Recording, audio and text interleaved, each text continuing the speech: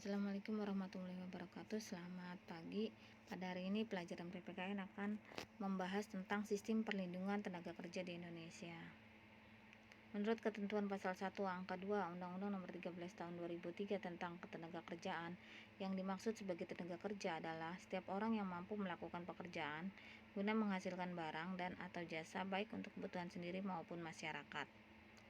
Perlindungan tenaga kerja dimaksudkan untuk menjamin hak-hak dasar para pekerja atau buruh dan menjamin kesempatan, serta menghindarkan dari perlakuan diskriminasi atas dasar apapun untuk mewujudkan kesejahteraan pekerja dan keluarganya, dengan tetap memperhatikan perkembangan kemajuan dunia usaha dan kepentingan pengusaha.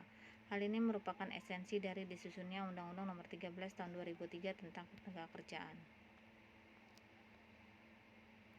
Perundang-undangan yang berkenaan dengan perlindungan tenaga kerja. 1. Pasal 27 ayat 2 Undang-Undang Dasar 1945. Tiap-tiap warga negara berhak atas pekerjaan dan penghidupan yang layak bagi kemanusiaan. 2. Pasal 28D ayat 1 Undang-Undang Dasar 1945. Setiap orang berhak atas jaminan, perlindungan, dan kepastian hukum yang adil serta perlakuan yang sama di hadapan hukum. 3. Pasal 28D ayat 2 Undang-Undang Dasar 1945. Setiap orang berhak untuk bekerja serta mendapat imbalan dan perlakuan yang adil dan layak dalam hubungan kerja. 4. Undang-Undang Nomor 13 Tahun 2003 tentang Ketenagakerjaan.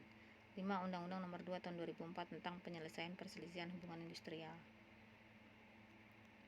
Sebab-sebab diperlukannya perlindungan tenaga kerja. Secara yuridis, Pasal 5 Undang-Undang Nomor 13 Tahun 2003 tentang Ketenagakerjaan memberikan perlindungan bahwa setiap tenaga kerja berhak dan mempunyai kesempatan yang sama untuk memperoleh pekerjaan dan penghidupan yang layak tanpa membedakan jenis kelamin, suku, ras, agama, dan aliran politik, sesuai dengan minat dan kemampuan tenaga kerja yang bersangkutan, termasuk perlakuan yang sama terhadap para penyandang cacat.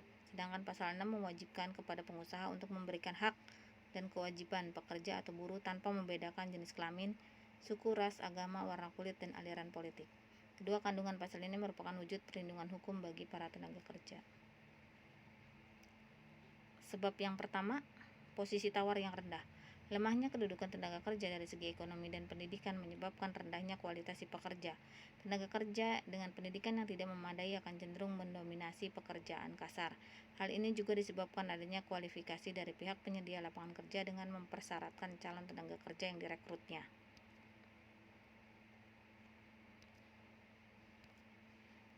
2. Hubungan kerja yang tidak seimbang antara pengusaha dan pekerja atau buruh dalam pembuatan perjanjian. Pembebanan hak dan kewajiban yang tidak seimbang antara penyedia lapangan kerja dengan pekerja atau buruh ini menyebabkan suatu ketimpangan. Secara tidak langsung, pekerja atau buruh hanya akan diberi pilihan-pilihan yang cenderung merugikan dirinya, sedang di sisi lain memberi banyak keuntungan pada pengusaha. 3. Pekerja atau buruh diperlakukan sebagai objek. Dalam konteks ini, seorang pekerja atau buruh diperlakukan tak ubahnya alat yang dapat menghasilkan keuntungan yang sebesar-besarnya, sehingga berakibat pada kesewenang-wenangan pengusaha. Tuntutan kerja yang maksimal. Upah yang sebatas pada upah minimum regional ataupun upah minimum provinsi. Kurang diperhatikannya masa kerja pekerja atau buruh. 4. Diskriminasi golongan. Pada dasarnya tindakan diskriminasi dalam pekerjaan itu dilarang. Diatur di dalam Pasal 5 dan 6 Undang-Undang Nomor 13 Tahun 2003. Meskipun perbuatan diskriminasi dalam dunia pekerjaan dilarang, namun masih sering terjadi di kalangan masyarakat, seperti diskriminasi mengenai gender, ras, latar belakang sosial, fisik, dan sebagainya.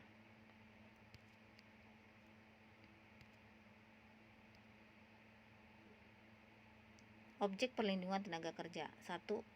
Penyandang cacat. Adanya perlakuan diskriminasi bagi penyandang cacat atau kaum difabel menyebabkan undang-undang berbicara.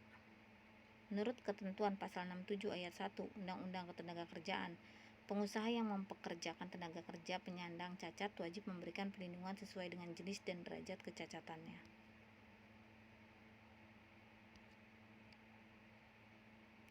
2. Anak. Undang-Undang Ketenagakerjaan Undang-Undang Nomor 13 Tahun 2003 melarang pengusaha untuk mempekerjakan anak-anak di dalam Pasal 68. Pengecualian bagi anak yang telah berumur 13 tahun sampai dengan 15 tahun untuk melakukan pekerjaan ringan sepanjang tidak mengganggu perkembangan dan kesehatan fisik, mental, dan sosial anak tersebut. Pasal 69 ayat 1. Dengan memenuhi persyaratan yang telah ditentukan. Pasal 69 ayat 2. Akan tetapi syarat ini tidak berlaku bagi anak yang bekerja pada usaha keluarganya. Pasal 69.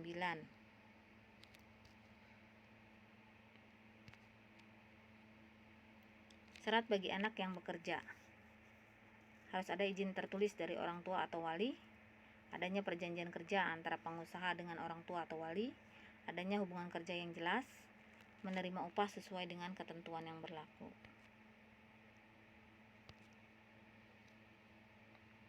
Anak dapat melakukan pekerjaan di tempat kerja yang merupakan bagian dari kurikulum pendidikan atau pelatihan yang disahkan oleh pejabat yang berwenang, diatur di dalam pasal 70 ayat 1. Pekerjaan sebagaimana dimaksud dapat dilakukan dengan syarat diberi petunjuk yang jelas tentang cara pelaksanaan pekerjaan serta bimbingan dan pengawasan dalam pelaksanaan pekerjaan dan diberi perlindungan keselamatan dan kesehatan kerja, diatur di dalam pasal 70 ayat 3 Undang-Undang Ketenagakerjaan.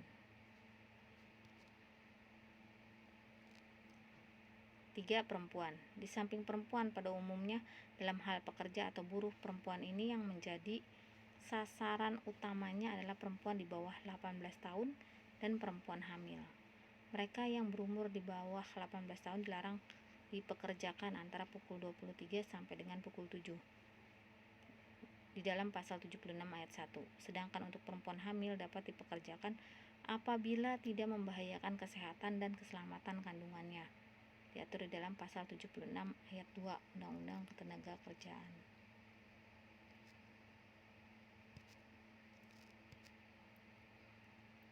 Objek perlindungan tenaga kerja mencakup 1.